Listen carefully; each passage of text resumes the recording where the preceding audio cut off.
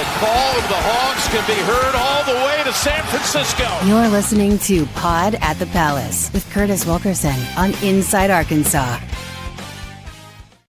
And welcome in to the Pod at the Palace post-game live reaction show presented by SARACEN, Arkansas's #1 sports betting app. Curtis Wilkerson and Andrew Ellis here with you tonight to break down Arkansas's 89-80 win over #6 Louisville at Bud Walton Arena in Fayetteville. A big-time game in a big-time atmosphere. That was fun. Arkansas needed a validation win, a statement win, and they got it here tonight. An absolutely dominant first half, but we know how basketball goes. Louisville's a top 10 team. A run was coming, and they did it. But Arkansas finds itself in crunch time, winning time, where they struggled a little bit against Michigan State. They struggled a little bit against Duke, but they got it done. They made the plays they need to make tonight. A top 10 win. The vibes are high. Order is restored in Razorback Nation. Andrew, my man, how we feeling? You know, there's always things you learn when you play a game against high-level competition. And in the last two times Arkansas has done it against Michigan State and Duke, we were kind of hanging our hat on that of like, well, you know, this is a good learning opportunity. It's a lot sweeter to do this when you can win and learn at the same time. And I feel like this is a big game for Arkansas where, it wasn't easy. They did get up 20, but you had to face that run. Like you said, you knew it was coming.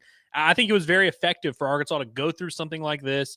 This is also their first real home game, having to manage the anxieties, manage the adrenaline of seeing an actually filled up Bud Walton Arena, maybe not peak, but like a good crowd on hand for especially for a Wednesday night. Mm-hmm. This was their first real test of playing a 40-minute game at home with the adrenaline like that. So learning how to manage that, I think that's all very good. Going into the season, we gave this team a lot of benefit of the doubt of just assuming, hey, this is Cal. He's got a good roster. You're coming off a Sweet 16 run. You're bringing back some of these pieces. We gave Arkansas the benefit of the doubt and pretty much assumed they were a good team. Now, I feel good about that assumption. I still felt good about that assumption even after they lost a couple games. That benefit of the doubt would have gone away if they had lost tonight. So it's really nice for them to get one out of the way. Do I drastically feel differently about this team and now think, oh, they're back on that Final Four track and everything's fixed and we're all fine and dandy here? Maybe not. But they needed a confidence booster. They needed a game to announce, here we are. We are legitimate. We're a threat. Will we win every game we play? Maybe not, but we can beat anyone on our best day. I feel like that was a statement Arkansas made today, and I'm very, very pleased with the effort. Yeah, me too. That was a lot of fun, man. It feels like it's been a while since we've been in Bud Walton for a game like that. I mean, it's been since at least last year. The Mississippi State game, the regular season finale, was a good crowd. It was loud. It was rowdy in there. But this was fun. It was just a fun atmosphere to watch a college basketball game in. Shout out to the students. There were a ton of students there. And we got there like, I don't know, an hour and 15 minutes before the game. And it was packed out. They were welcoming Ryan Silverfield and everything. So that was pretty cool there. But it was loud. It was engaged, and also wasn't a dud. Sometimes it's a stinker on the floor, the game that you're watching. And I feel like this one delivered in terms of entertainment value. Arkansas with an absolutely dominant first half. I mean, how impressive was that? Trevon Brazile was 17 points in the first half. Avoided the injury, or maybe his feelings were hurt after getting dunked on. I don't know, but he was awesome in there. And, Arkansas is up by as many as 20 points. But we sat there and talked at halftime. It's like, all right, this is great. They're probably not going to beat Louisville by 40. The defense they played in the first half, holding those dudes under 30 points, was tremendous. That's the best defense we've seen Arkansas play this team by far all season. And Louisville started to find some things in the second half, gotten a little bit of rhythm. I thought Arkansas got tight for a little while, but it seemed like every time you'd start to get kind of uncomfortable, they would make a play. You need some stops, they get you a stop or two. You need a bucket, somebody will get you a bucket, and it carried them through the rest of the game. And the Razorbacks pick up a huge win here. Trevon Brazile leads the way for Arkansas. 21 points in this game. He was 8 of 11 from the floor, knocked down 3 threes, had 5 rebounds. Really solid outing from him. Your 2 freshmen, I wouldn't say either of them were super efficient, but wound up having some really impressive stuff in their own ways. Darius Acuff, everybody was talking about him and Michael Brown, Andrew, coming into this game, the battle of the freshman point guards. Can confirm, Michael Brown, good at basketball, stunk at free throws in the first half, thankfully.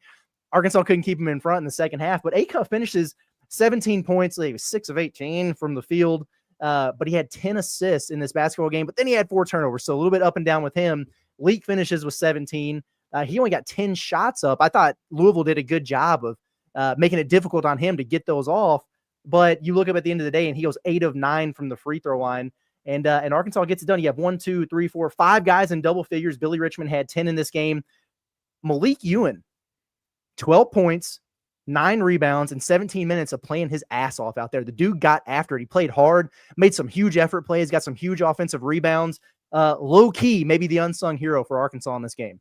Oh my goodness, Malik Ewing was awesome, man. Like that was a really big half of basketball, or big game of basketball for him, and he did it in both halves, which is very impressive. And you noticed it when he left the game. I mean, I'm not going to knock on Nick Pringle here, but when Malik Ewing was out of the game and the other big thing went in the game, Arkansas was a worse basketball team in this particular matchup, and we knew there were going to be matchups that Arkansas was just going to need Malik Ewing to be that kind of guy. In a high-scoring game like this against Louisville, it was his night. Curtis, it's going to sound crazy to say this, especially if you watch the final 8 minutes and you look at the final score and it's 89-80.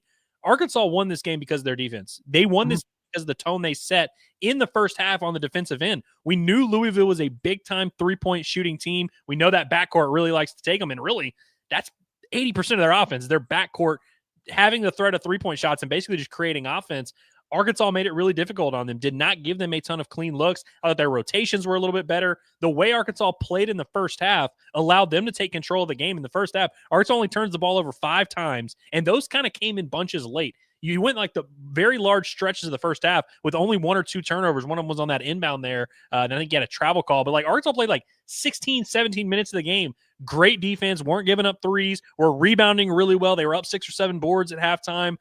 They were taking care of the basketball, and they made 5 of their 6 threes in the first half. That alone, like that was, that knocked Louisville to the mat, and they got back up and they came back strong and made their run. But that cushion is why Arkansas won this game. Also got the crowd involved, which, as we touched on, awesome crowd tonight, and they were engaged, and Arkansas gave them a reason to be engaged early. It would have been a lot harder for the second half if the way the second half played out. If that had been the way the first half played out, this crowd might not have ever gotten into this game. I thought it was huge that first half, the intensity that Arkansas played with, and they had just enough. I mean, there were some times they're sketchy, but you earned that right to be in control of the game and to kind of have that cushion because of the way Arkansas played defense in the first half.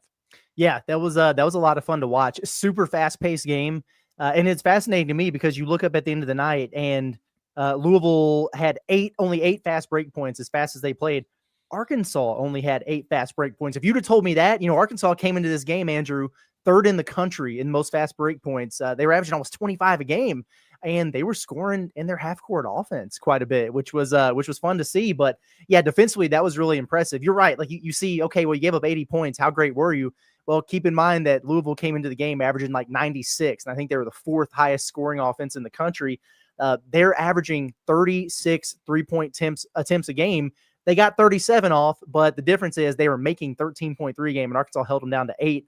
I think I said in the pod at the Palace this morning, if Arkansas kept them in single digits and made threes, I would guarantee a victory.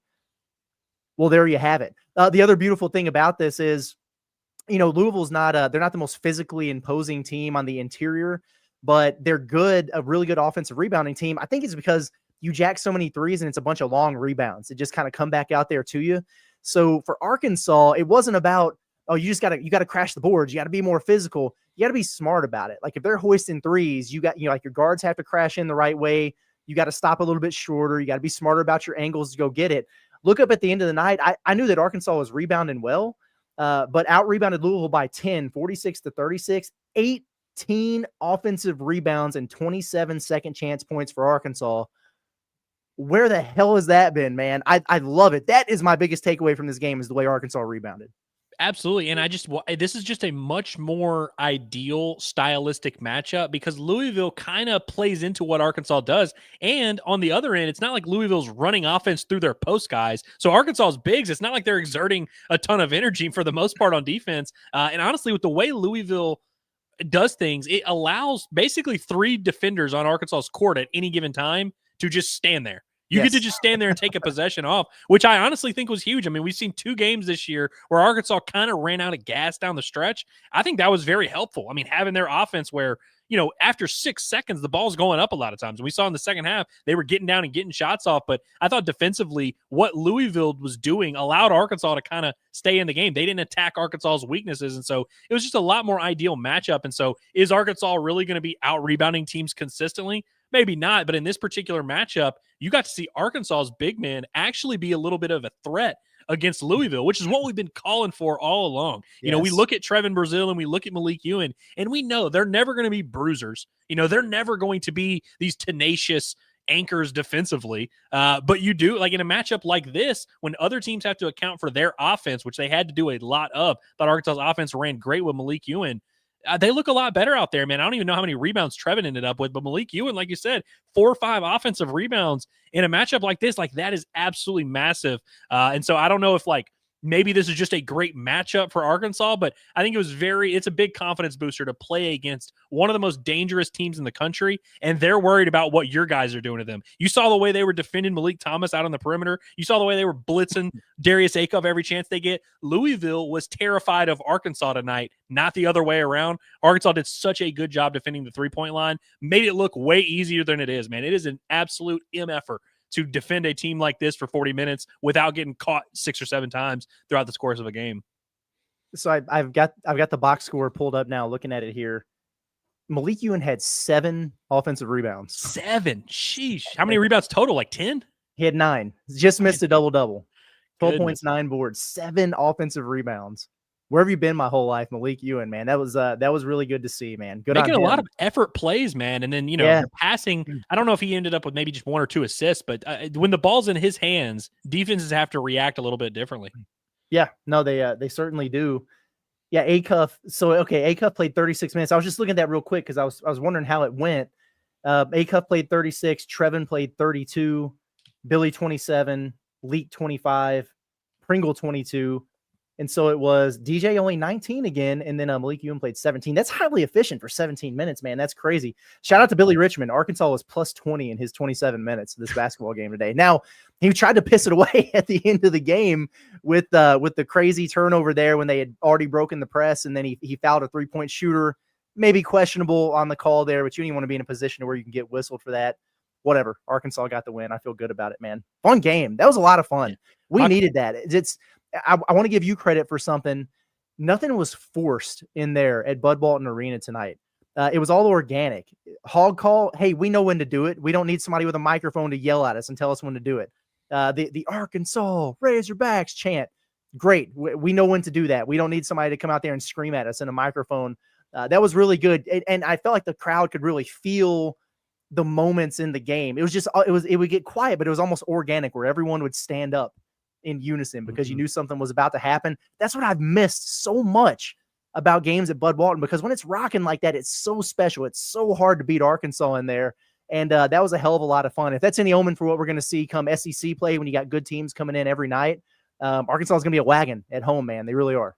I mean, listen, monkey see, monkey do. When you're surrounded by 16, 17, 18,000 people and you're all kind of doing the same thing, it's easy to be engaged. It's easy to feel connected. And that's what we felt tonight. We felt connected. You're right, man. I mean, my favorite moment, doing the hog call, which, by the way, you need to have a good hog call at Bud Walton Arena. You need there to be a dead ball stoppage that comes right after your team did a bunch of cool stuff, which happened 2 or 3 times in this game, which queued it up perfectly. That's when you have the perfect symbiosis, is whenever you have the team playing well, feeding off it, and then the crowd giving it right back to them. It was perfect. And then there was a time where they're reviewing, and while they're reviewing, in a review that ended up going towards Arkansas, that's when the Arkansas Razorbacks, like you said, organic. I loved it. And, you just throughout the game, even just normal plays, you get a big rebound. After a 27-second defensive possession, you get a big rebound. You see the golf claps throughout the crowd. Anytime there's a big shot goes up, everybody's kind of holding their breath. You could just tell the crowd was reacting to the game, where sometimes in these early non-conference games, it's kind of a little bit of a more casual crowd. Everybody's spread out. Everybody's kind of doing their thing. Nobody's really standing up. We by the time the last 4 minutes got there, we had already gone out. But I'd like to imagine the crowd, it seemed like they were intact the whole way there. And I even had a couple buddies text me, and they were like, hey, crowd looked great on TV. It seemed like an awesome Bud Walton Arena crowd. And I don't know if it was peak, but I liked it tonight. Yeah, for sure. Now, we were sitting there with, I don't know, during the national anthem, even during starting lineups, we were like, man, I don't know, like it's kind of upsetting for this type of game, but it did fill in. So for those who are like, well, I don't get off work till 5 and I got to drive in from Bentonville or whatever. Well, you did for this game, because by the first media timeout, it was pretty full in there. Not a complete sellout, not completely packed. There were still pockets, but what do we do? I can't remember if we did on the show or if we were just talking to each other on Inside Arkansas Live, but I think we said over under 15K for this game. It was over in my opinion, pretty significantly. Maybe what's it hold? 19-2. Yeah, 19-2, I would say, and I don't know, there's maybe 3,000 NP seats. I was gonna say 16, 17 in there. So Good crowd, man. That was a fun one. Wow. I haven't looked to see the national reaction to this. I did at halftime a little bit, and there were a bunch of people, that were like, holy Arkansas, man. Wow, they're putting it on Louisville. What a statement from the Razorbacks. They can't guard them. And I hope that people maintain that level of throwing some respect on Arkansas's name and don't do but Louisville played poorly and everything. So I'm kind of happy that they made a little bit of a run and Arkansas just had to squash it there and just, revalidate everything that they did in the first half. But impressive performance nonetheless for the Razorbacks. So that improves them to 6-2 on the season, and you don't have a bad loss on the resume. Now you have a signature win, a quad 1A win.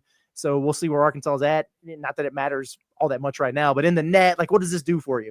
In the metrics, bump you up. And I think there were a lot of people out there after that Duke game that apparently more people watched than any college basketball game in history or whatever, who watched Arkansas and said, man, they look really good. Just need to see them do something tangible. And they've done that now. So I'm anxious to see what that looks like here for them moving forward. Yeah, I'll be interested to see not only the national reaction, but like you said, some of the metrics we'll find out. I mean, I know Kim Palm updates fairly quickly. We'll know that pretty soon. But by tomorrow morning, as soon as I check my phone, I'm going to be seeing that net, see what's going on.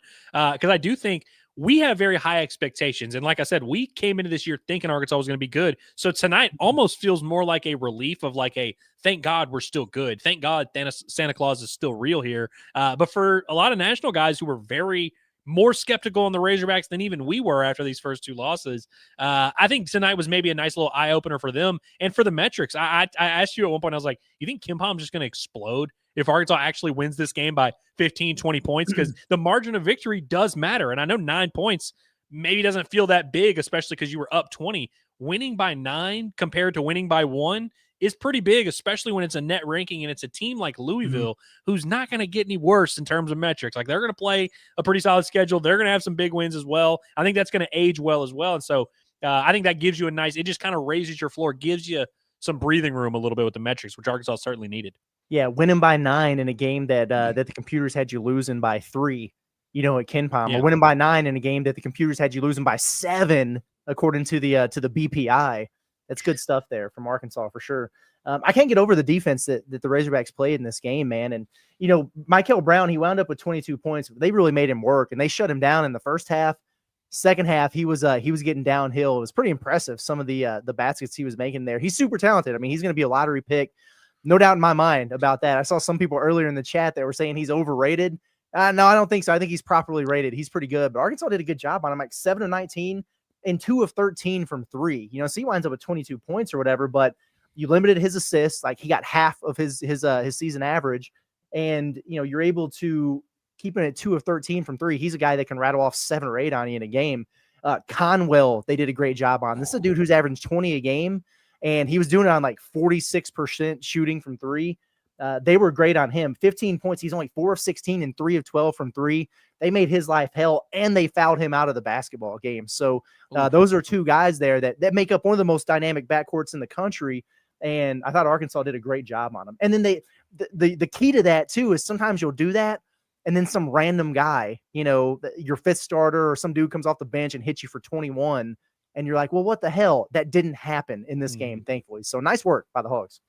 I mean, when you have a team like Louisville who is so dependent, I mean, those 2 guards average essentially 40 points a game for them. Like, that is a very big part of what they do. You got to cut the head off the snake. That was one thing Eric Musselman's teams very much excelled in is, hey, if you have a thing that you claim to be your path to victory, we're going to take that away from you. And you might beat us, but like you said, you're going to have to beat us with a bench guy going off or some guy that's your 3rd leading scorer. He's going to have to beat us. We are not going to let your best guys beat you. So in a matchup like this, like, going into the game, that is exactly what we are going to judge you on if you let these guys get hot from 3. And it's easy to give up 6 or 7 threes and say, well, that's just what they do. And I mean, you saw the one of the 2 that Michael Brown made was like 36-footer with 1 second on the shot clock that he didn't even want to take, just drains it. And it's like, that's the ones you can live with. Those 2 guys that again, were averaging damn near 40 a game combined going into this, going 5 for 25, 5 for 26 from 3. Like, I just don't know how I could.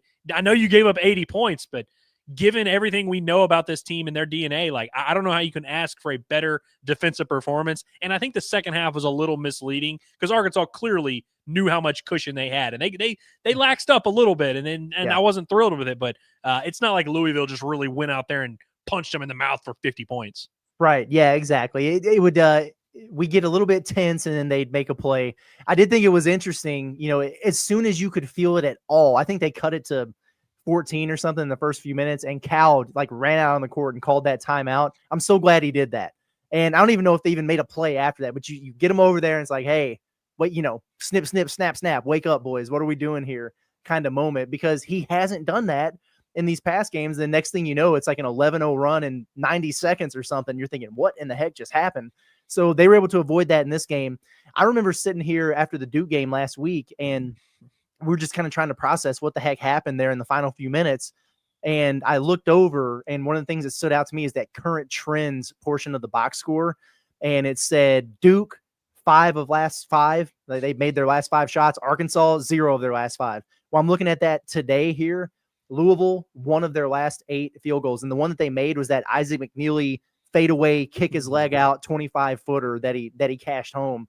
But they got the stops that they needed outside of that. And then you had some guys who made a couple buckets in there, and you did exactly what you needed to do to keep them at arm's length long enough to close out the victory. So a hell of a job on all fronts. Like some of the main areas of concern: stopping runs, check.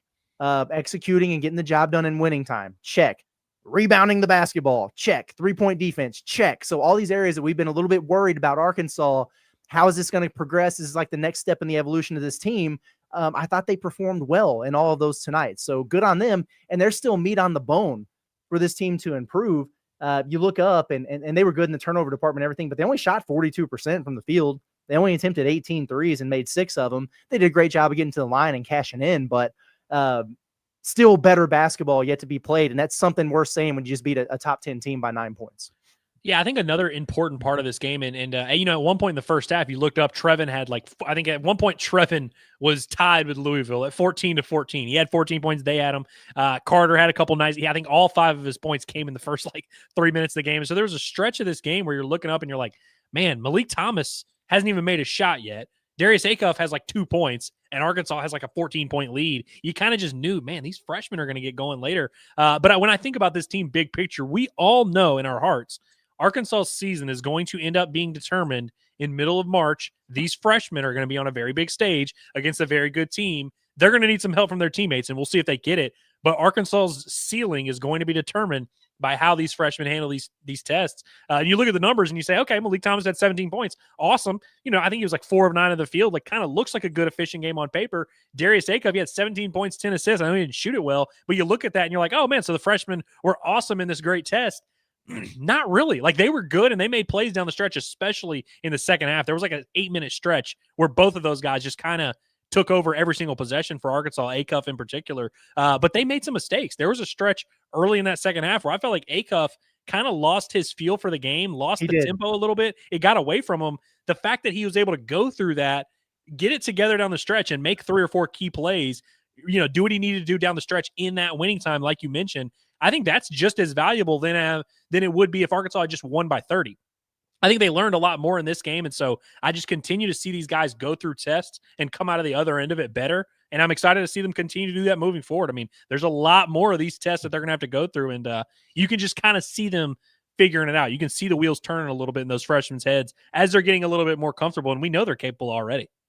So I guess it was maybe Monday on the Pod at the Palace. I went through and did a little bit of research because everybody kept telling us oh man, with Cal though, he's going to lose those games early in the season, and he's going to tell you they're built for March and that it's a process and all that. And I was like, well, I feel like maybe there's something to that to a degree. So I went and looked, and in opening month games the last 6 years, John Calipari is 2-13 in notable games against power competition. You know what I mean? You remember they used to lose to Duke every year. Exactly. But then they were 8-4 once that calendar flips to the second month of the season as you're really gearing up to SEC play. And so what happens? Arkansas's got 2 opportunities in November, and they lose them both. And you just flip that calendar 1 page over to the next month, and they get this first one done here. So we'll see what it looks like when they go see Texas Tech. Revenge on the mind, we'll see. But hey, shout out to Kenny Payne, by the way. I cannot believe that we made it 25 minutes without giving Kenny Payne a shout out. Was anybody watching our king? Did he get off the bench? Was he hyped up at all? Did we see any emotion? I'm happy for him. He'll never admit it, but I know that felt good. John Calipari, 20-8 against Louisville all time, by the way. Yeah, love that. John Calipari owns Louisville. Yeah, you asked Curtis, you can't believe that we went 25 minutes without mentioning Kenny Payne? I can. That's good stuff. I think it's time to get into the chat now. That's fun. Hey, folks, are you tired of juggling insurance companies to find the right coverage? Well, if so, at OZK Insurance and Rogers, they make it simple again. As 100% independent agency, they shop the entire marketplace to deliver the best combination of cost and coverage, saving you both time and money, whether it's home, auto, boat, motorcycle, life, or commercial insurance. Their friendly team has access to a wide range of flexible options just for you. They serve Northwest and Central Arkansas, so let OZK Insurance be the trusted advisor that you never knew you needed. They got over 600 five-star Google reviews. Go check them. Google them. Start today with a free online quote at ozkinsurance.com or call 479-715-4200.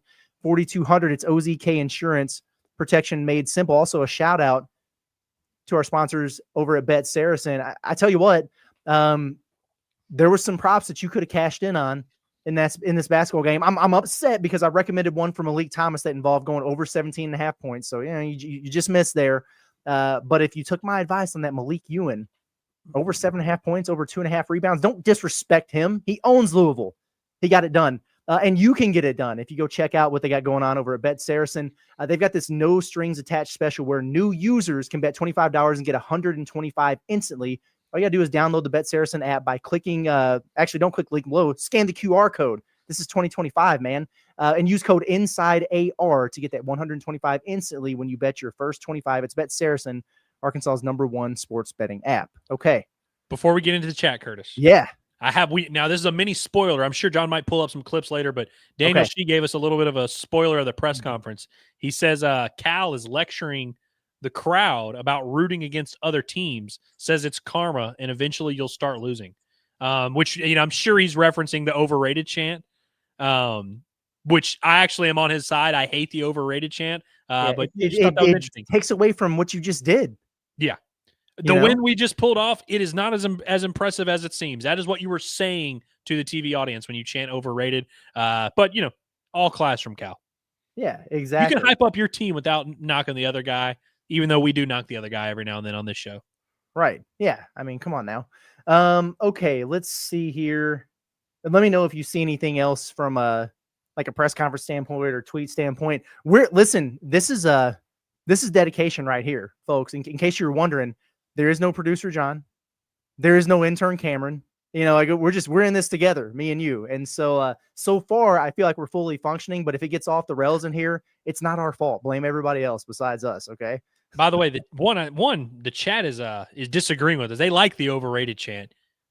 I hate the overrated chant, guys. I mean, that's a tough one, dude. That's a really tough one to sell me on. Don't you want to feel good about beating a top 10 team? If they're overrated, you beat a team that sucks. What do we mean? Right. I don't see how that helps you. I don't really see how that's a good thing for you. Even if you are saying, hey, our opponent sucks, like I get that, you're booing the opponent, but like pointing out that the accomplishment you just accomplished is actually not that good is just a weird sell for me. But did you see the most recent text that John Neighbors sent us? No, I did not. Okay, well, I want to. Our guy Captain Solo came through with a preemptive super chat. I see it now. Okay, yeah. It says boom, woo pig suey, and I will not disclose the amount. Yeah, well, that's big time right there. We love that from Captain Solo. Oh, breaking news, by the way. Intern Gigi's in the building now. We're safe. She heard the bat signal go up, and she's like, "Wait a minute, they're doing the post-game show by themselves. Wait a minute." Yeah, it was just getting ready to get a little bit too crazy in here. Now we got Gigi to come in and take care of us. Thank God, man. It's wild in here. But appreciate Captain Solo. That's big time there, and Woo Pig for sure. Okay, let's get into the chat and see how everybody is doing. Cody James, we appreciate you. Says Curtis, I don't know who your MVP tonight is, but I'm giving it to Ewan. Our boy showed up. Oh, and A cuffs a dog. Leak TB, too many to name tonight. Yeah, I mean it was a balanced attack by Arkansas. I'm gonna have a hard time, I feel like, not going with TB, although I might be able to talk myself into Malik Ewan. I mean, because I expect good performances out of Trevon. He also did the thing again where he was really, really good in the first half and then maybe a little quiet in the second half. But he was still impactful. Yeah, I might wind up going with Ewan, man, because you don't expect that from him, and for him to impact the game like that, be on the floor in crunch time, and get 7 damn offensive rebounds. But yeah, you and I just talked myself into it. Well, the fact that he only played 17 minutes and was as effective as he was, like so many big hustle plays, so many big plays that he was involved in. So I was surprised to see that Malik Ewan, I believe he's only +4 in his minutes. And I was like, that seemed interesting because he played really well and Arkansas seemed to have good stuff. He was out there in the second half when Darius Acuff started peeing in his pants and just turning the ball over, letting Kasean Pryor take his cookies at half court. During that stretch, Malik Ewan happened to be on the court, but was not involved in anything that went wrong. Once they started getting the ball to him, that's when they kind of calmed down. I like the looks. Arkansas's offense gets a good shot like 8 out of 10 possessions when Malik Ewan is out there. Like he really is a very impactful offensive player, even when he's not scoring, which he did plenty of with the offensive rebounds tonight.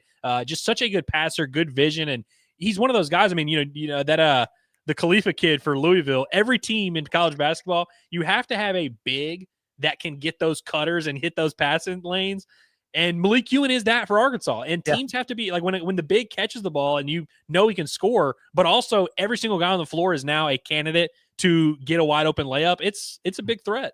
Yeah, when Ewan had that ball entered to him at the elbow, and that I have no idea how he thread the needle on that pass to Acuff. You remember that? On the cut, and he hit Acuff, and it's like he threw it between the legs of 3 guys or something and hit him in stride for a layup. That was some high level stuff. And Acuff made, the shot selection, some of the turnovers there was like, brother, what are you doing? He made some big plays down the stretch, but he also made some super high level passes. Like, dude's got crazy vision. So it was good to see him get 10 assists in a basketball game when I would say it's like, okay, the shots aren't falling, so you kind of adjust your role. No, he kept shooting them, but he at least made a more conscious effort to deliver some really good passes there. So, dude, he made like 3 or 4 passes to people beyond the 3-point line. The one to DJ. I could not believe. Yeah, the one to DJ. He had one to Trevon in the corner that like the defender was starting to sprint to Carter because he thought, hey, that's what a normal person would pass the ball to. So he just kind of assumed that he just kind of gets a weird angle. He's got insane passing instincts and the lobs are always there. That's another guy that defenses just have to be aware. Not only do you have to defend him, like there's just certain passes he can make that other people don't even see, let alone attempt to make. Yeah, 100%. Tuna's House, thank you. Appreciate it. Says, loved Ewan's game tonight. What's up with Wagner, Woo Pig Suey? I actually thought DJ was pretty good tonight. Now, I look up and he was only 2 of 8 in the game. So I'm trying to think about some of the shots that he missed there. But he had that spurt right at the start of the second half where he had 5 straight and hit that 3. He made some pretty good plays out there. I thought he was impactful defensively. This is a new role for him that he's going to have to adjust to. Now, here's the thing, though. If DJ's on this team, if he's playing 20-ish minutes and he's getting up 8 shots, I think that's about right. Like I'm okay with that. You just got to make more of them, dude. Like he had some decent looks in there. 2 of 8, you got to be more efficient than that. But I felt the same way. I went and rewatched the Duke game. He only played 16 minutes. I'm thinking, man, he must have really struggled. But I thought he was flying around out there. I thought he was aggressive. I thought he did a lot of good things. I don't think he knows exactly who he's supposed to be right now. But what I have noticed is when he's on the floor and Acuff is not, then he looks like last year's DJ. And he's getting way more aggressive. He's getting downhill. Maybe that's the best role for him. And then he's just got to figure out a way to coexist on the floor with him a little bit better maybe than he is right now. Are you surprised there's not a little bit more of like an alternation? Because, what's funny is I remember in the offseason, we had the big conversation about, hey, DJ was off the ball and struggled last year. Then Boogie gets down. He moves to on ball and like, is he going to be on or off? And I remember saying, dude, they're going to alternate. They're both going to run offense. They're both going to initiate. Kind of not true. Like when DJ, like you said, when DJ and Acuff are both out there, Acuff takes the ball down the floor every single time. It's not every third possession it's DJ or, hey, after this timeout, we're going to run. Like it is literally Acuff initiating the offense every single time, which, DJ Wagner, the 2 guard, I think we all agree is just not as good as DJ Wagner, the point guard. The problem is Arkansas is a pretty damn good point guard already in place. And so you're right. Just kind of have to learn that a little bit. But I think people also just need to understand DJ is a role player on this team. And he's overqualified for that role and is very capable on any given night of leading you in scoring, running your offense, being your best defender, all those things. But make no mistake, he is a role player. Like we would never come out of a game and be like, damn, why'd Billy Richmond only have 5 points? Because we understand his role. And DJ's role is a little bit different, but not that different. Yeah, no doubt about it. And, again, I keep going back to that Duke game, but it was like the last time we had seen him. And while I thought DJ played hard, he just wasn't, didn't have anything to really show for it in that game. I felt like Carter was just completely lost. Just like a total no-show. Was very disappointed in his effort and his performance there. If you look at it, he struggled in this game. Got off to a hell of a hot start. And, I think he had 5 points there early, hit a 3, and he was flying around the glass and everything. But then it all went downhill for him from a shot-making standpoint. And he ends the game with just those 5 points. He was 2 of 9 from the field. But I walked away okay with it for the most part. Like, he needs to be able to finish a shot around the rim. Like once this season in traffic. He was so good at that last year. It just seems like he's a little uncomfortable with it. But I don't feel like his effort ever slipped. He was still flying around on the glass and still getting after it. And if you're going to struggle, if you're not going to score a lot, you got to bring it in other areas. And he went and grabbed 5 rebounds, which was good. So, no, was it like an A game for Carter Knox? Of course not. But do I feel like he played better despite going 2 of 9 from the field than he did against Duke? Yeah, I think I do.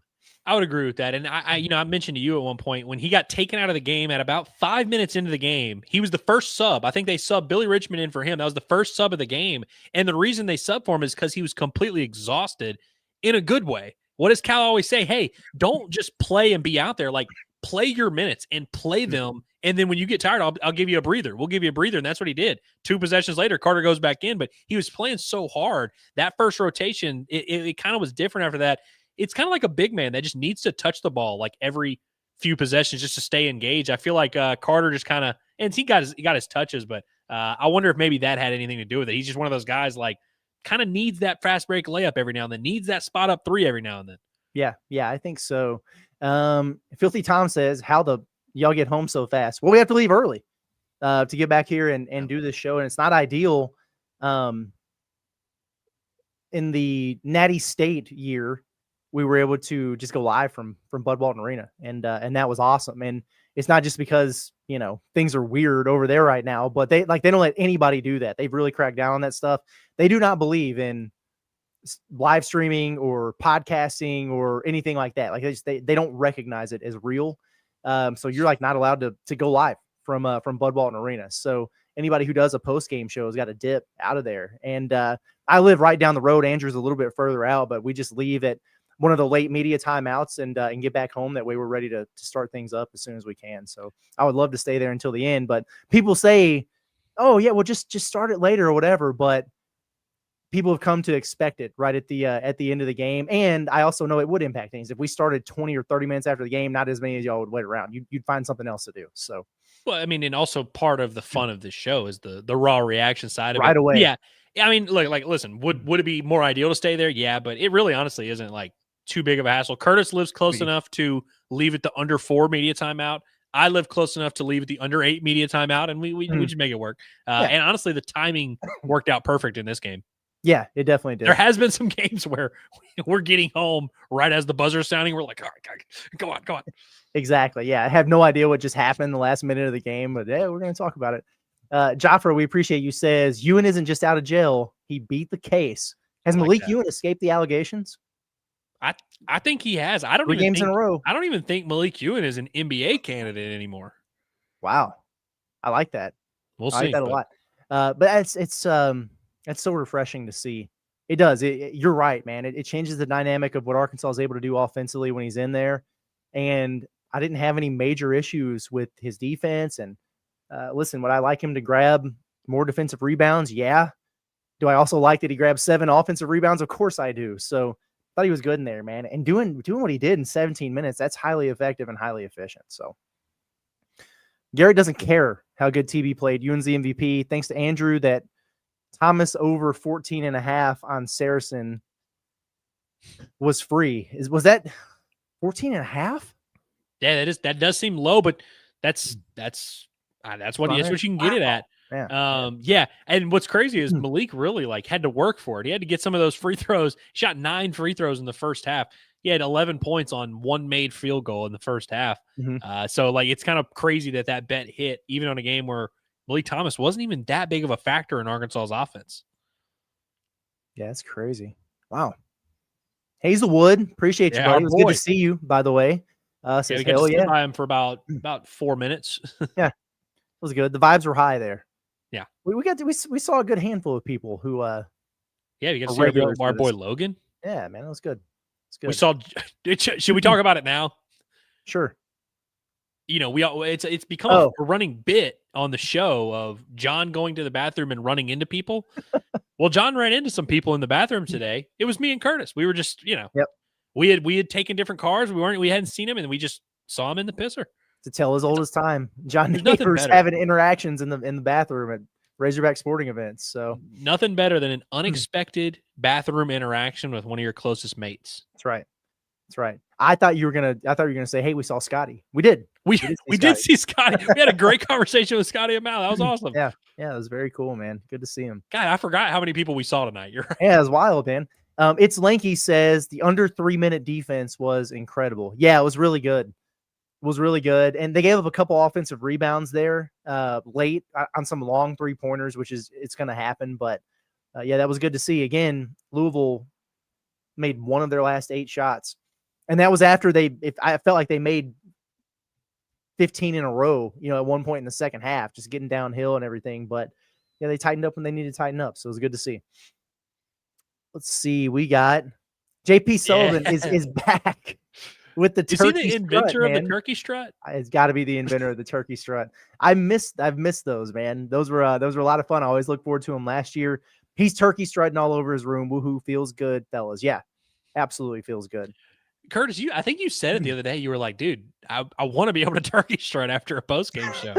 Just can't do it. Because even the wins this year, we would have looked like idiots if we were turkey strutting after Southern. That's exactly right. This is not a super chat, but I'm pulling it up just because I thought it was really funny. Filthy Tom said Mia Khalifa's brother sucks at basketball. He's not great. Not great. He's a playmaking big that doesn't score or rebound or block shots. Yeah. Yes, indeed. It says he only played 8 minutes. I felt like he was out there the whole game. I was just like, go at him. Yeah, we were making fun of him the entire first half. I know. Exclusive Carts. Good to see you in here. Says Michael Brown Jr. has that Josh Hubbard 3-point feet kick. Yeah, he's got a little bit of that to him. Michael Brown Jr. Yeah, he's good. Somebody asked the question. I don't know if it's a super chat or not. If it's not, we'll make sure that we still pull it up anyway. But asked if who I thought was better, or who we thought was better between Acuff and Michael Brown. Not just in this game, but I guess in general. I got to be honest with you. I would probably lean Brown, not by a lot, but I think he's 2-3 inches taller, and he's longer, and I think he's probably a better defender. Acuff, a superior shooter, though, so he's got that going for him. And Acuff also had 10 assists in his basketball games. He's no slouch by any means. But if we're talking about projectables, I'd probably say Michael Brown. Who's going to wind up having the better season overall? I think you flip a coin, honestly.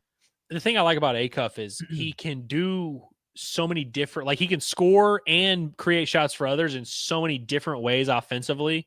Where I feel like Michael Brown, who's a really gifted scorer, and he's so good at drawing those fouls. Everything he does, it's sort of like SGA of everything he does. And weird, hezzy. Yeah. Teams hate playing against it, but it's he does that deceleration. One of the and ones he got, by the time he took the shot, the defender was completely out of the frame, but had also fouled him. It was just a very weird change of pace that he has. What's weird is Acuff is coming into this game was shooting, I think it was 45% from 3, which, we think he's a good shooter, but that, shooting volume and off the dribble threes at 45%. If Acuff's going to do that, this isn't even a conversation. I think Acuff's shooting, and I don't think he shot it well tonight, is going to come back down to earth a little bit. And I would imagine Michael Brown Jr. might end up being one of the better high-volume 3-point shooters in the country, despite that he had a 2 for 13 game today. I did not expect him to take flight on TB like that. Yeah, that was crazy. And I think that was his first bucket of the game. He went like the first Mhm. 15 minutes without scoring, and then just he dunked on Trevon so hard that Trevon faked an injury. Did you notice that? Yeah, I did notice That's that. like when you get burnt on a deep ball as a corner and you start pulling the hammy a little bit. Like that's what Trevon did. Yeah. And Trevon made up for it. He had, he threw on a big lob a little bit later, but he blocked somebody at the rim. I guess it was Frew. He blocked the 7-footer block. at the rim and kind of got put in the basket by Brown there. But, stuff happens. So that was full disclosure. That was a time when me and Curtis were walking to our car after the game, and we were watching on our phones, which are, as you know, like 60 to 90 seconds late. And we're kind of watching, and then we just hear a huge roar. And I was like, is that a 3? Like, what was going on? And then I see the block, and I'm like, oh, it's got to be that. Yeah, exactly. Phil, 7 months for Phil. Good stuff. Says getting that first big win out of the way is such a load off the shoulders. I'm turkey strutting myself. Woo pig suey. Good. A lot of turkey strutting out there. I was hoping to do it on Thanksgiving, but a few days later is still cool. I have no idea, by the way, how these other SEC, ACC games are going. Like, I legitimately do not know how a single other result ended tonight. And so I'll make sure to check on that before we get out of here. Hopefully the SEC. Bama ended up pulling through. I know that Bama had a 19-point lead and completely blew it. But maybe they went ahead and won. So Auburn's up at half over Will Wade's squad, in case you were curious about that one. 41-35. Shout out to Quinn. Who's the head coach at Minnesota these days? Nico Medved, I think. Well, got a huge win over Indiana, so shout out to them. Okay. Completely unrelated, has nothing to do with what we're talking about. Bama did end up winning 90-64. LSU taking care of the SEC, not only beat Boston College, but ended up covering the 7.5-point spread, and they were like down by 3 late in that game. So I don't know how they ended up doing that, but awesome. Good job, boys. Yeah, good to see that. Okay. Fair enough. That's all I got for you right now. That's okay. Yeah, we'll see. I was trying to do the math in my head to see if the SEC was going to come back and win this challenge, but I'll do that later. I don't think so, right? Kyle Shroom. See, I'm afraid that this might have been a casualty of before our producers got here. Thank you for the super chat. And if we wind up finding yours, it might have got lost in translation. Whatever you said, you're right. Yeah, I would agree. Kyle Shroom's usually good for it. Yeah, exactly. Dre says, "Where's all the doubters now?" Yeah, I'll be anxious to see if there are any of those out there. Tough 24 hours for BBN. Drop that game to Kentucky or to North Carolina at home. Mark Pope is turning increasingly yellow every day, and had another rough press conference. And then you got smacked around by Louisville. Arkansas showed you how it was done. It's just kind of where we're at right now in college basketball. Sorry. Let's see. Kelku says, "Is this?" Yeah, this would be Cameron's mother, Mrs. Cameron. Right? Yeah, which we not learned. Mrs. Cameron, but we Mrs. learned Green. today. Yeah. But I gotta be honest. So should we lie or should we tell the truth here? Let's just make a decision now. We're true tellers. Oh, about Silverfield's hog call. Okay, yeah, we're true. We could work on the form a little bit. Yeah.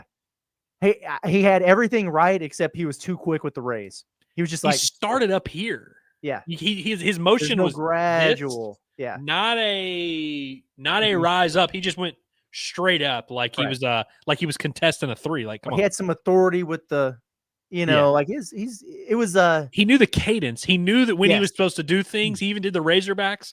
But we gotta build up to it. We got a crescendo, I liked his speech. Short, sweet, to the point, got people fired up. I loved when he made his way down and was interacting with the student section. Him and whoever that kid was, he's gonna remember that the rest of his life. But they're like screaming at each other, face to face, like, let's go Hogs. That was awesome. So good on Silverfield. I'm looking forward to hearing him talk tomorrow. But yeah, I thought he got a really nice ovation. I didn't see Juracek anywhere. They did it at a good time at halftime, and the hog call was decent, but it has the potential was there for it to be excellent. He's got plenty of time to get better. Watch what he does at the public celebration tomorrow.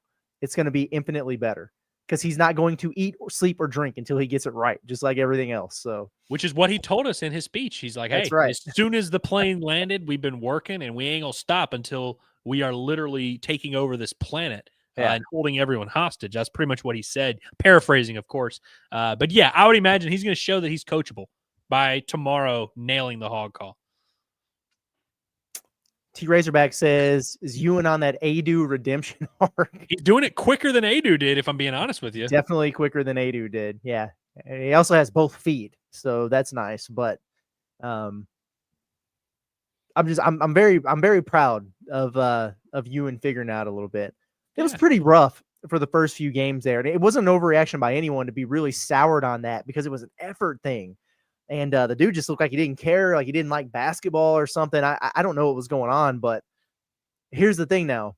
You have shown everyone what you're capable of. And I don't need him to go out there and nearly get a double-double every night that they play a top 10 team, but playing that hard and giving that energy, like, we can't turn around Saturday against Fresno State and you're standing and watching those guys grab offensive rebounds over the top of you and stuff, So hopefully it continues to carry over, but 3 straight games, man, he's looked really good. This was his best performance, I think, as a Razorback. Congratulations on doing what you did against Jackson State, but that was like when Carter went for 25 on Maryland Eastern Shore last year, and we were like, oh, has he arrived? Well, no, those guys are just terrible. So everyone needs a slump buster every now and then. That's right. But yeah, I think this is definitely a much more ideal matchup. So I'm hoping this isn't just a case of Malik Ewan crushing a softer front court. Yeah. Walla Walla Hog says maybe Hog fans can occasionally have nice things. Woo damn pig. They absolutely can. And emphasis on the occasionally, but yes, you can and you will have nice things. And you do have nice things.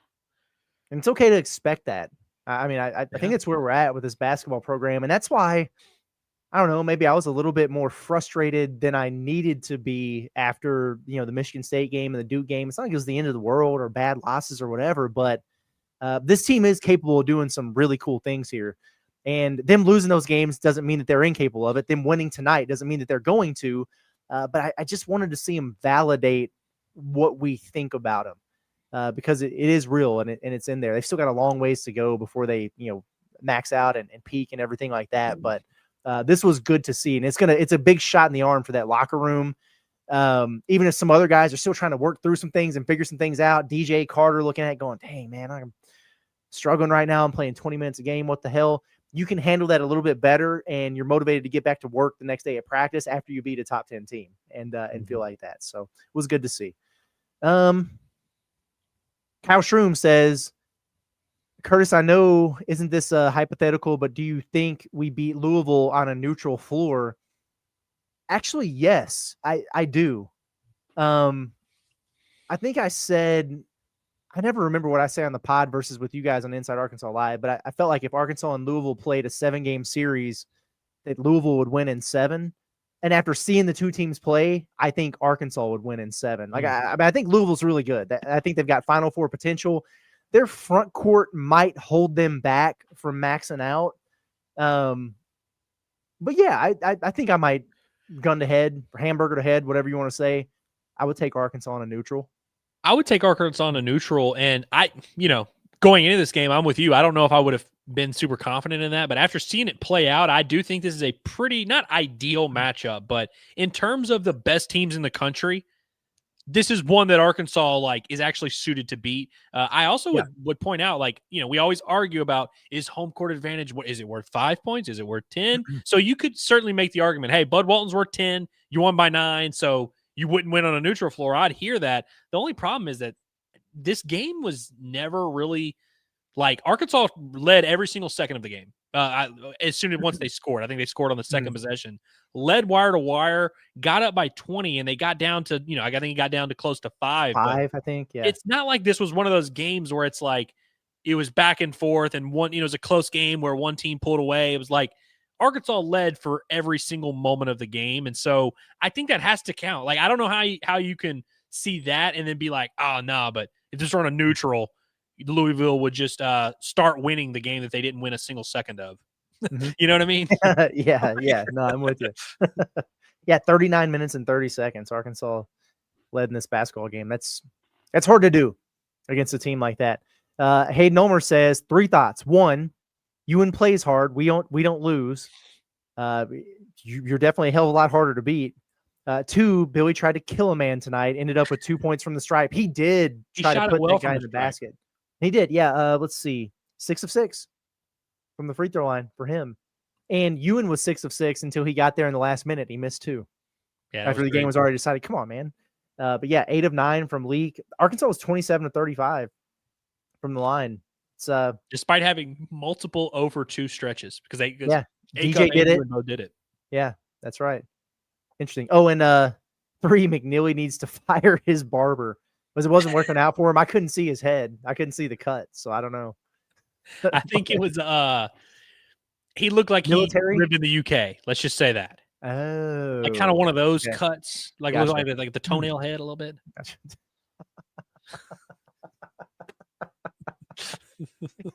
Toenail head. Oh shoot, man. That's pretty good. Hairless Hog, man. I appreciate you and appreciate everybody for hanging out with us here tonight.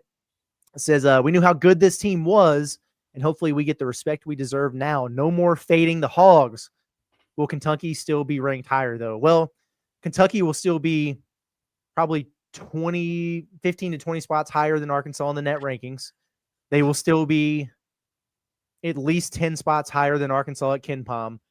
I do think, unless Kentucky somehow beats Gonzaga on Friday, which I don't know that I see that happening. They won't be ranked. Arkansas will pass them in the AP poll, and Kentucky will be unranked. So we'll have a number next to our name, and they will not. And by the way, Andrew and I were talking about this at the game when I was, pissing and moaning in the preseason about like, how the hell is Arkansas so low to start at KenPom, and what the heck is this about the BPI? And people are like, dude, stop whining about it. It doesn't matter. They're gonna play the games and everything, and that's true. But what we're seeing with Kentucky and Arkansas right now is why I was so mad about it, because it's so much. Yeah, you'll play it out and you'll wind up in good shape if you win your games, whatever. But when you start off in a really good high spot like that, it's so much more difficult, even if you're playing like shit, to drop real far. We've seen that with Kentucky. They looked awful, and they're still viewed as a top 15 team in the country, according to all these things there. Arkansas, on the other hand, will get a big validating win like this. Have clearly been the superior team so far, and they're going to be way, way further down because they started lower and they got a further mountain to climb there. And that's what's frustrating about me. It'll all shake out by March. But right now, you look at it, and it's hard not to be irritated by that, for sure. I mean, you look at if you ignored every other context and just evaluated Arkansas, and hey, you can even ignore the 2 exhibition games where, by the way, if those counted, Arkansas's metrics would be across the board definitively better. But if you just look at Arkansas's resume right now, 6-2, 0 bad losses, a 3-point loss on the road, and how many they end up losing to Duke by? 7, 8, 9. Okay. Yeah. On a neutral site against the number 2 team in the country. That you were projected to lose by double digits, by the way. So right, and so it's like those are two games that, in a nutshell, should not knock a team at all. And then Arkansas had one really bad performance against Winthrop or whatever, where you only win by 1, and that certainly affects their metrics. But it's like what Arkansas's done to this stage in the season. To your point, if they had started at, let's say, 12 in the metrics, they probably would be at or around right at 12, maybe even a little bit higher, maybe even 10, but they started at damn near like 39. So they've gone up a little bit, but it's like it hadn't really mattered. Right. Filthy Tom says, yes, we won the last 4 minutes. Yeah. It needed to. I mean, it was tightening up there a little bit. So yeah, there was one moment in time. It was about the time we were getting ready to go around the under 8, where I was kind of looking at it and I was like, they might actually choke this one away. It was getting a little dicey, but they made the plays they needed to make, man. So it was good to see. I wanted to pull these 2 things up real quick, not super chats, and we'll continue to get through everybody else's, and we appreciate you. But Parker Hutchinson says Chuck Martin and Pat Kelsey chirping each other wasn't on my bingo card. I need somebody to provide some context on this for me. And Gigi and Cameron, if you don't mind, if you see anybody who's got some info on that, star that in the chat, and we'll talk about it at the end. I didn't see this. Me either. And so I find that interesting. Pat Kelsey was not a happy camper at times in the game with his team. But if him and Chuck were getting after it, that's interesting. So I want to hear more. He's an angry elf. He's an angry elf, eh? Like Eric Musselman went to the eye center. Ryan says he asked us, do y'all think Kasean Pryor is regretting not coming to Arkansas? I don't know, but I know I am not regretting not getting Kasean Pryor because you got Trevon Brazile back instead. And in hindsight, it's like, thank God. Yeah. And to be fair, like Kasean Pryor's had a lot of bad luck. I mean, he missed all of last year, tears his ACL, right? And then was banged up, concussed, hasn't really gotten to get his feet wet this season. And I don't know what he played, like 8 minutes out there today.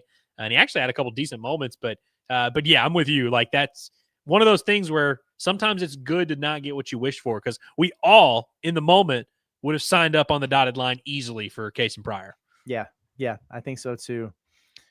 David says TB scared the hell out of us. Yeah, I mean, anytime you see Trevon go down in a heap like that, for sure, we know what really happened there. But well, hey, to be fair, everyone in the chat is adamant that he really did roll his ankle, and I'm inclined to believe them because they saw replays of the play. I did not, so I'll take your guys' word. He popped up very quick and ran back to that locker room very quick. So, but there's something to be said. Have you ever rolled your ankle and feel like you just broke it, and just the shock of it is way worse than the actual thing, and then all of a sudden you're like, okay, no, I'm good. So maybe that's what happened there. So, it's Lanky says TB was going nuclear. Happy to see our guys cooking. Yeah, he had a big game. 3 or 4 from 3. So in Arkansas's last 2 games now, Trevon has hit 5 threes.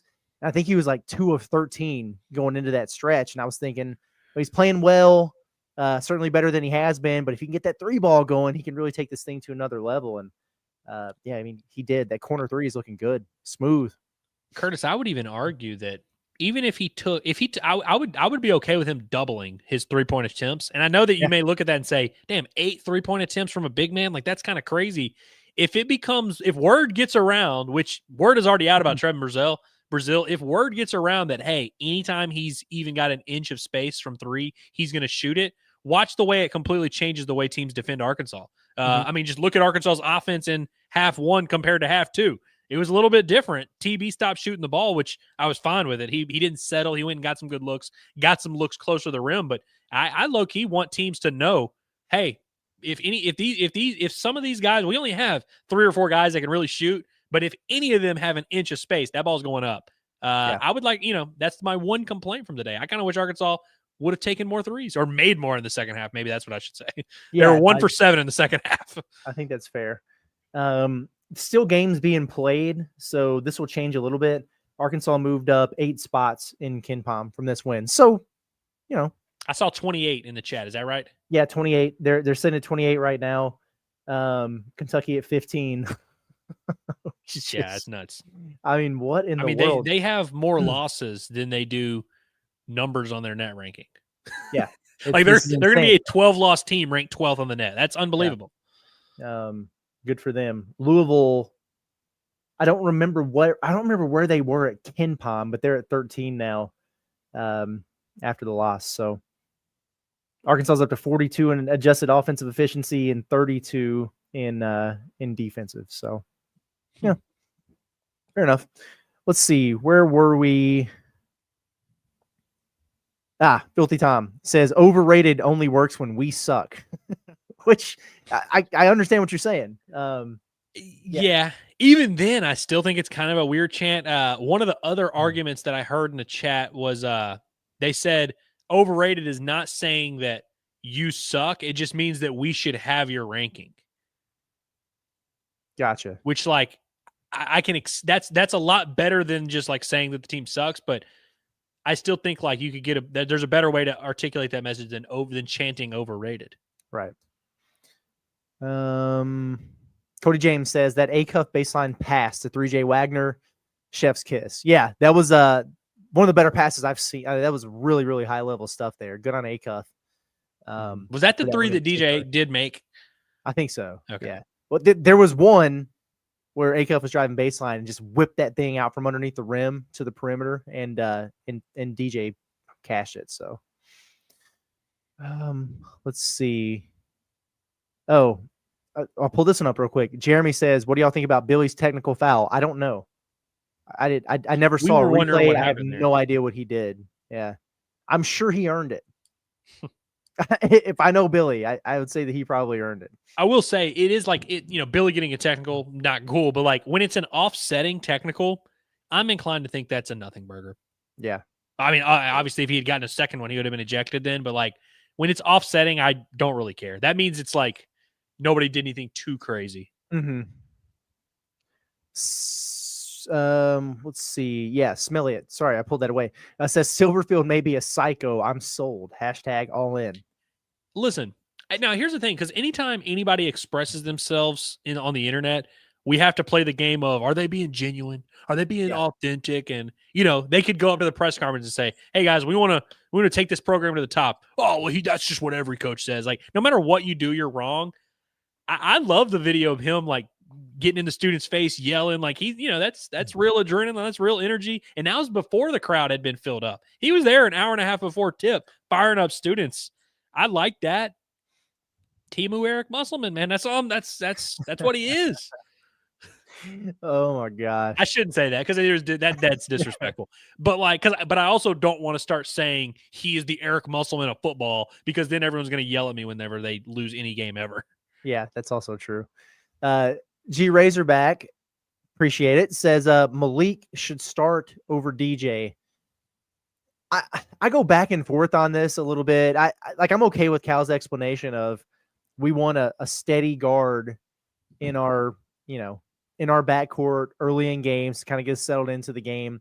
I like the idea of Leak getting settled into the game and getting a feel for the flow and then coming in. What I don't like is getting 6 minutes into a basketball game and looking up and saying, why the hell has Malik Thomas not come in yet?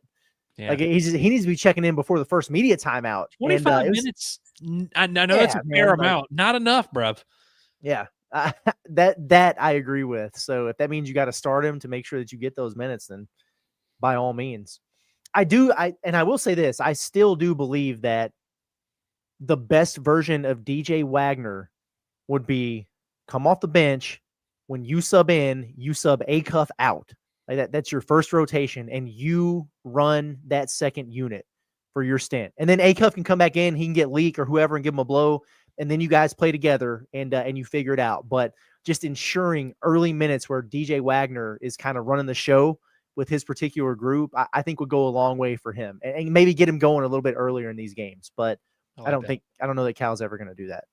And he's a lot smarter than me when it comes to this stuff. So just my suggestion. Robert Hurst says, most complete game we have played so far. Definitely that. The effort defensively was off the charts. Love the environment. That's the basketball palace of Mid-America. Yeah, it was really good to see. The energy was great. They were locked in defensively. And yeah, it was a big time atmosphere there, but it's a lot of fun, man. Mm-hmm. Happy vibes. Oh, Exclusive Carts says if Silverfield don't make it as a football coach, he can be the school's hype man. I get the joke. I will say, if he doesn't make it as the football coach, we are not going to accept him as the hype man. Ain't that the truth? But he did do a good job of that. Yes. Yeah, he definitely did. I'm really anxious to hear him talk tomorrow. Sofer, thank you for the super chat. Says go Hogs. Agreed. Yeah, appreciate that. Dre says Pope watching crumble cookie fun coaches while he's losing at BBN.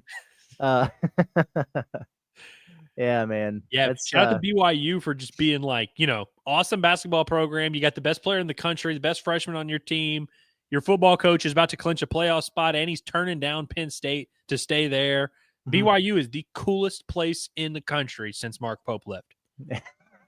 It's not even really an exaggeration. It's crazy. Oh, man. Ben Thomas says, how far do we jump Monday? Hey, don't overlook Fresno. Yeah, no, seriously, don't go lose to Fresno State. But let me look at the top 25 real quick and see what we're working with here, because Arkansas is obviously at number 25, and they're going to jump because that's a huge win for the Razorbacks there. But like I'm looking at USC, and they picked up a road win over Oregon. Like they're probably going to stay up there. I don't know who they play. I'm trying to think who lost. Indiana, didn't they lose by double digits today? Okay, so you'll pass them. You might just pass St. John's anyway, because I just think you'll wind up getting more votes. Kansas just lost a home game to UConn, so there's reason to believe that you might be able to get past them. We'll see what happens with Auburn here, like if they finish the game against NC State or not. And then they turn around and play Arizona on the road this weekend. So they could, they could be gettable, passable there. Texas Tech is going to be fine. You should pass Kentucky. Yeah, I mean, I could definitely see a world where Arkansas pops back up in the top 20 there after this. In fact, I'd be a little bit surprised if they don't. And there's still a lot of good games that some of these higher teams are playing as well. But got to take care of your business against Fresno State. And then we did confirm that's it, right? Until they play Texas Tech after that. They've got the week off, and then they play Texas Tech, and then it's Queens on like that Tuesday. So you have a little bit of a quick turnaround. That Queens game, by the way, at 8 p.m. on Tuesday at Bud Walton Arena. Okay. And then Houston that Saturday. Okay. There we go. And then Christmas. Can't wait. And then we open presents. Yeah. Stuff. Guilty Tom says Ozark Trail must respect. Ozark Trail. I guess I'm not familiar enough. Is Ozark Trail like are they not a cool company? Are they not? I don't know. That's why I'm asking, because when I was saying Temu must, I was kind of thinking like, you order something off Temu and you're getting not quite what you ordered, but something close to it. But it's like a Temu in that situation is not getting put over. Like I'm not saying that like Temu's cool. And we're also talking about a like from an energy from an energy and vibe standpoint, right? Like not even from a coaching metric. Trey says that it's Walmart brand is Ozark Walmart Trail. brand. Okay, which I should know because I shop Walmart like every day. like I'm not above Walmart at all. I go to Walmart all the time. I spend a lot of time in Walmart myself, man. Especially nowadays with the young. Ain't too proud. I was just clarifying because I didn't know if like Ozark Trail was like a company around here that I was supposed to know of, and I was like, I don't want to be mean about Ozark Trail, but I get it now. I'm sorry. I'm reading this. I'm sorry. I'm reading I have not been looking at the private chat right now, and I'm seeing this. Situation pop off too. I have not been reading it either. Hunter Yurachek did the 6'7" in front of the student section. Please tell me that. No, he did not. Please tell me you're just trolling us. Oh my gosh, stop it. Okay. We're like at an hour and 12 minutes here. Andrew, I don't know what your life entails, but it looks like we have some clips from John Calipari's. You don't know what life entails? Yeah, I don't know what you got going on, man. Like if you need to get out of here or whatever. I don't want to just Wednesday at 9:49. No, the Sabbath day is already holy, so I'm good. I don't know, man. Okay, well we got one that I definitely want to get to at the very end of the show, but let's listen to what Cal had to say about some of these things. I have no idea because obviously we've been doing this, but I do see that he has a little bit of something for the fans and the atmosphere. I don't know if this is where he's lecturing people or if he's just talking about how cool it was, but let's play it and see what he had to say. We needed another good game like this to see where we got to get better late in the game. And they made a run and made us make our plays, and we did some good stuff to make sure that we could finish the game off. But we let them back in it with some breakdowns, some open threes, switching where you want to point and let the guy run that way. You can't really switch that because the other guy's here and it pulls back and shoots it. There were some of those. But when you put this kind of schedule together, you're hoping you can win one or two. You just didn't want to go 0-5. Folks, we could have easily gone 0-5. But after Duke, I was happy. The kids fought. My thing to them today, prior to the game, you fight and do what you've been doing. You get us to the finish line. I will get you over the finish line. I've done a crap job right now of doing that in the two games where we had a chance to win. And then we look like, why would they do that? I hadn't coached them well enough. They weren't ready for it. We made a couple plays here, like 15-foot jump shots. Why are you doing that? You're not taking that shot. You're either getting in, getting something at the rim, or passing it and let somebody else get it. But both those games, we fought. We never gave up. We had a chance to quit. We didn't. And that's what you want as a coach. And then I got to do my job. I got to do a better job finishing games out. And part of it is every team you coach, or at least I coach, is different. And how they finish is different than the team I coached last year or the team the year before, the team. And I'm figuring it out. You know what I did today. What did we do today? How did I finish the game? Who had his hands on the ball? Boy, did you guys watch? Darius. And we put him in pick and roll and let him go make plays and play through him. But I'm pleased. I'm giving them off tomorrow. We practice Friday. We go to North Little Rock. Please, we play Fresno State. I'd say, just like I told the fans here, what a great thing. It's hard 6 o'clock here.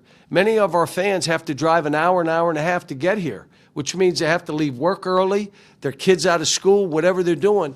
They came today, and I begged them to come. Please be here early. They were here early. By the time that game started, it was 70% full. I looked at the student section. Thank you, students. They were up top. Their other seats, not only these, they were in the upper deck.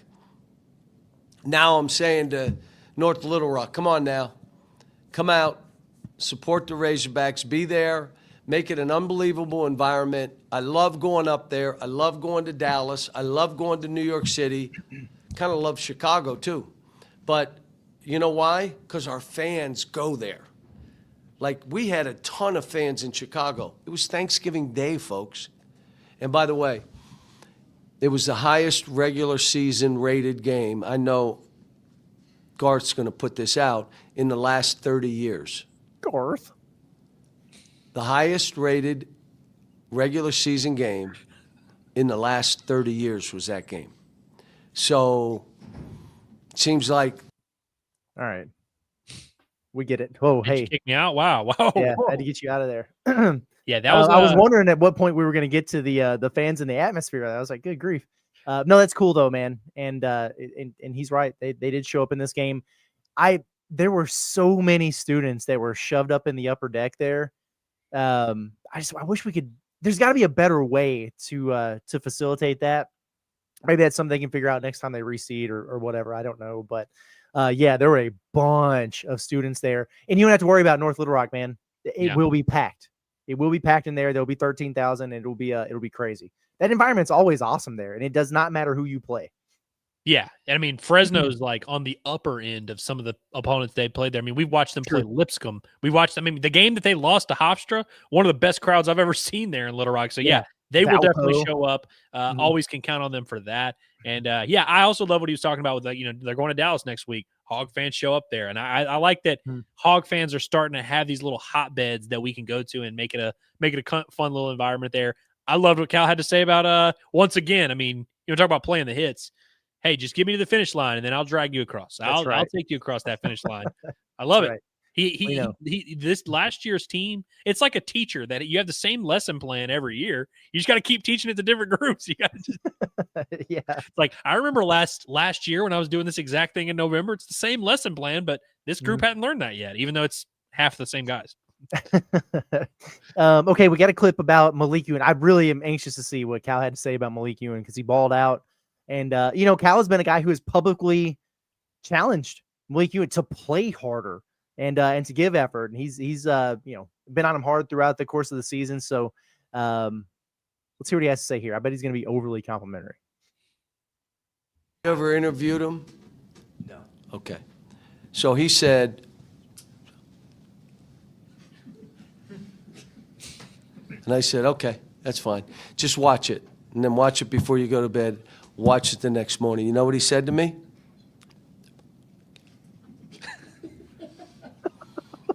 And I said, okay.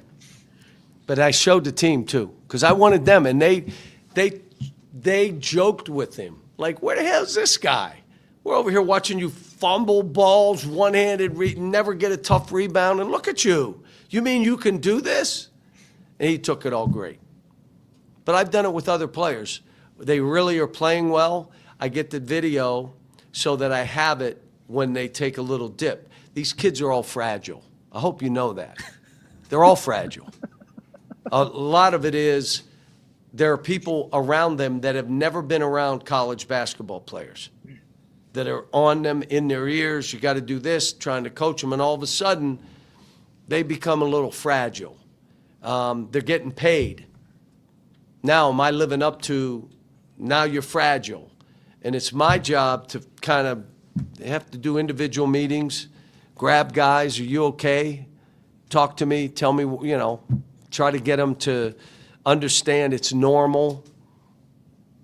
But the thoughts in your mind are your thoughts. You're going to cheer yourself on or beat yourself down. It's your thoughts. Do what you want. My choice would be build yourself up. Is that it? Thanks, guys. Listen, there's nobody like Johnny Calipari. Like there really is nobody like this guy. Love it. I don't have anything more to add, man. That guy's just the man. Yeah, that was really good there. By the way, we got another super chat come in. Green Eggs and Sam 24/7. How about that? Says you already touched on this, but Arkansas 20 and Kentucky 19 at Torvik. How the hell are they? Okay, but at least that's a little bit more rational. Yeah, and then Arkansas 28, Kentucky 15 at Kimpom. Thoughts? My thought is that's stupid, but I understand why it's a thing because the computer models were super, super high on Kentucky coming into the year and not quite as high on Arkansas. And they've got all that preseason bias that it's baked in there. And that's a way that they get their ratings. And that stuff just kind of fizzles out. So by the time you're in SEC play, that's not really going to be a thing. In fact, while we sit here right now, one thing you can do, Torvik, because I like to mess with the numbers over there, you can bake out that preseason nonsense and just reset the dates for like the start of the season. So if I do that real quick, then Kentucky is,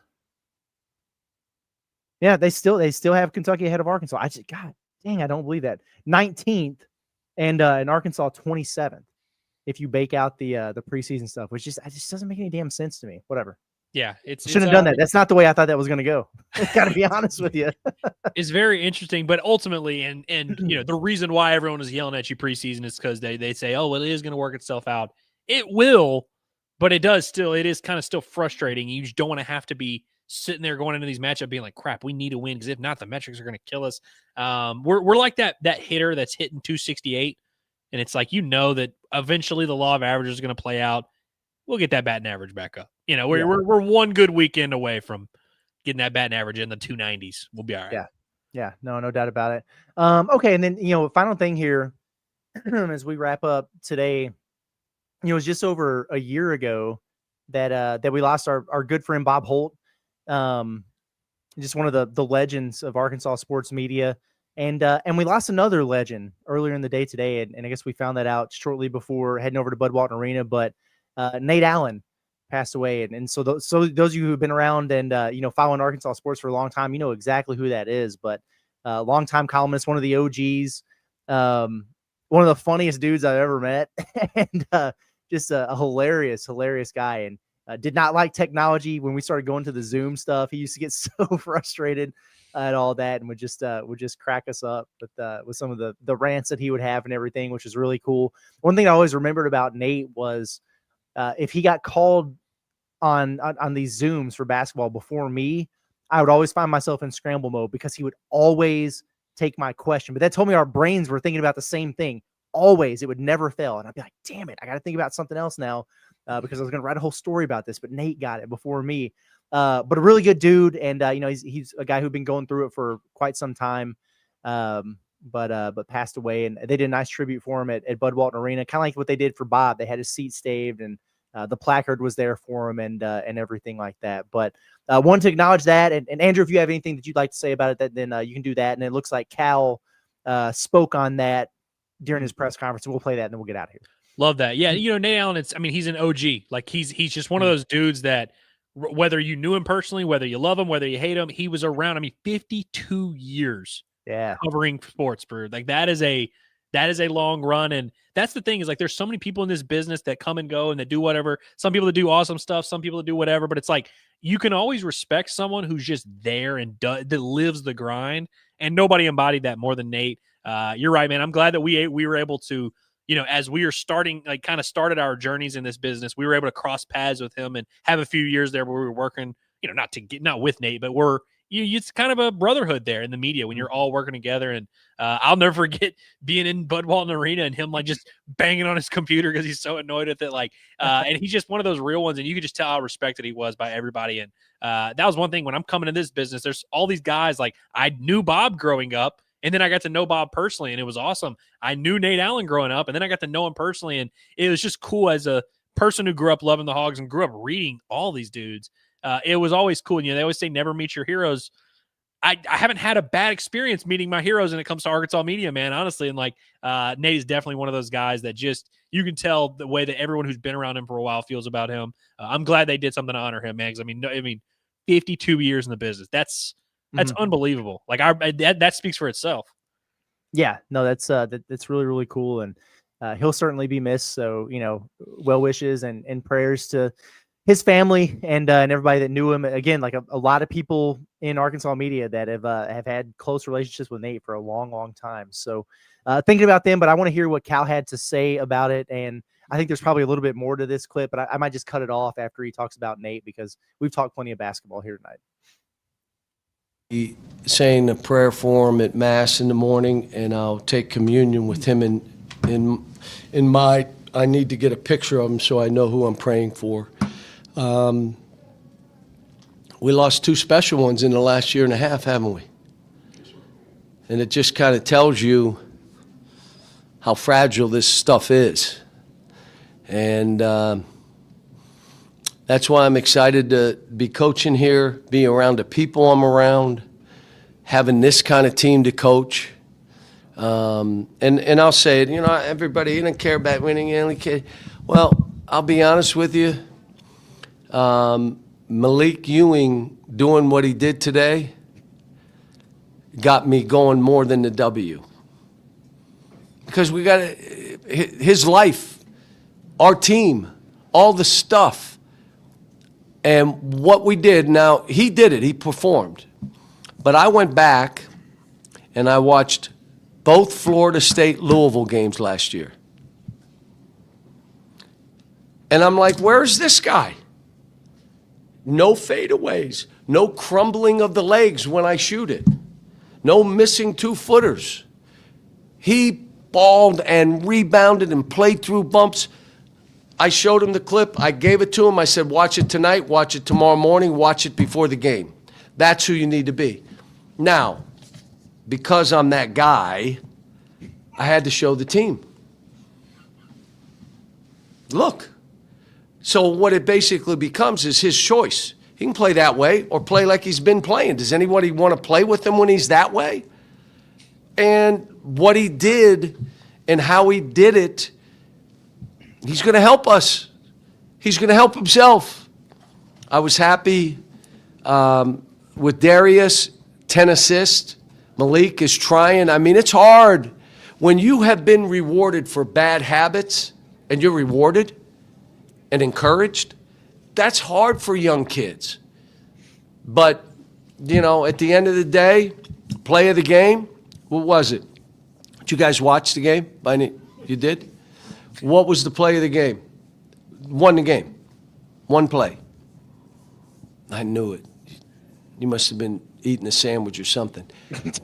Trevon's block. Out of nowhere, and again, you could say there's a skill there. No, it isn't. It's a will to win. He just went up and said, this kid ain't making this basket. Now I got to get better with him so he draws fouls instead of leaner stuff where he could just go get fouled because he's a great foul shooter. Malik's a terrific foul shooter. But that's a good team we played. Louisville's a good team. They shoot 37 43s. That's what they do. That's their way. Now, they got some free throws against us, but... All right. I know I said I was going to cut it off, but he started preaching, so I just had to... The Malik Ewing stuff was great. I love Let him cook, man. He called us a bunch of sandwich eaters. He said, I knew it. Y'all must have been eating a sandwich. Yeah, I love the transition, by the way, of, we're praying for Nate. And, I was thinking about it when you were pulling the clip up. I'm like, I don't know if I don't know if Cal and Nate really cross paths much. Maybe honestly, they probably cross paths more when he was at Kentucky and would visit Arkansas, because that was more when Nate was around and asking questions and stuff. But the transition from Nate to, my favorite part of the game was Malik Ewan. This is great stuff. Yeah, that was really good. Well, we have gone for an hour and a half here. I think the best way to end it is on our final super chat from Matty Ice. He says, "Woo pig." And it was a woo pig kind of night, man. We needed that. Razorback fans needed that. And I know that after the the outcry for like the football coaching search and how that came to an end on Sunday, people have come around, and there's some renewed optimism and excitement, which is good. But we needed something to feel real good about. And there's nothing better than getting a big win at Bud Walton Arena and celebrating that at the same time. So very good stuff by the Razorback. That's a nice one. That's going to be one that you're able to look back on in March and say, man, that was huge for the resume. Great non-conference win. You got a couple more opportunities you need to get. I would like to see them get a couple of those, but hell of a night for the Razorbacks tonight. We got a good basketball team here at Arkansas. So I'm anxious to see how this group progresses as we continue to move forward here. But as for tonight, man, it's like celebrate, feel good about it. Turkey trot. We've been waiting for the chance to do that, but happy vibes here for sure. Yeah. My final message is just what you said. We get to celebrate, enjoy this, and don't take this for granted. One, you beat the number 6 team in the country. Hopefully it's not the final awesome win of the year, but it very well could end up being the best win of the year. We didn't think that Duke win a couple years ago was going to be the best win, and it was. But seriously, it's the holiday season. You got a new football coach. Maybe you love him, maybe you don't. Maybe you'll like what you hear tomorrow at the press conference. I don't know. But if the holidays are around, Arkansas basketball has a marquee win. I know that sometimes your sports team can be like a dark cloud hanging over you if you're like worried, are they going to make a deep run in March? Are they going to clean up all these mistakes? Are they going to be good enough? And that's still a valid concern. But, during this time of year, now that they've gotten one good win out of the way and you kind of at least know that a good team is in there somewhere, embrace that. Be happy about it. Don't take it for granted, and enjoy, these next couple weeks. Enjoy this Texas Tech game. I'm sure they lose to Texas Tech, you'll go right back to being sad, but it's a fun time of year now that football is over, frankly. And now we can just kind of enjoy this new era launching, and just Arkansas won a cool basketball game. And that's enough to give you joy for a lifetime. And so have a good one. Woo pig. And we love you. Appreciate you for being here. But yeah, for sure. Appreciate everybody for hanging out with us. A lot of people watching, and of course you are, because you were excited about what happened tonight. Arkansas gets an 89-80 win over Louisville, a top 10 victory to notch on the resume. But we're going to get out of here. Make sure you subscribe to the Inside Arkansas YouTube channel if you haven't done so already. The report card will be out in the morning. Remember, Inside Arkansas Live will not be at noon as it typically is.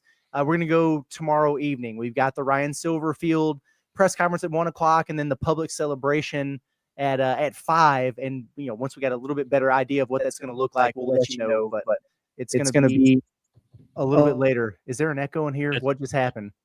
Was that producer John? I'm not going to name names, but it's one of our 3 producers. I'm not going to name any names. Unbelievable. We're out of here. Thank you guys. Everybody have a good one. It's been Andrew Ellis, Curtis Wilkerson with Inside Arkansas. You have a good rest of your night. We'll see you guys.